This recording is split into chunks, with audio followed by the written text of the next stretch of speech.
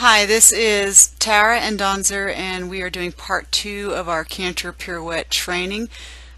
Breaking this down is that we want to teach the idea to Donzer first, and then we'll work on perfecting the Canter Pirouette second. So in part 1, I showed you from the walk how to start teaching Donzer to move his shoulders back and forth and how to do the walk pirouette so that it becomes easy and something that he understands and will do. So you alternate between just walking forward on a small circle and then doing some very sideways motions. You can see I'm using my outside leg just to push him over just a little bit, and then going forward, and then start adding in a canter depart.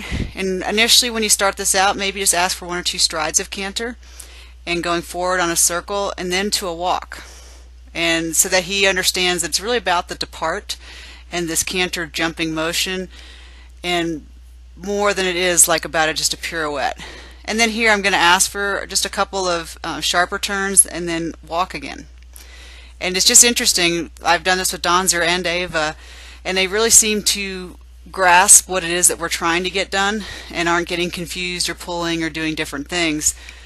And we're getting our canter departs are coming and making a point of going on a bigger circle and then coming back, and then just keeping it mixed up so that they start to listen to me and that it's about the movement. There he wanted to stop a little bit. I said, no, we want to keep going, and just bringing into the pirouette. He got a little stuck, so I went back out on the circle, because again, this isn't a perfect movement at this point.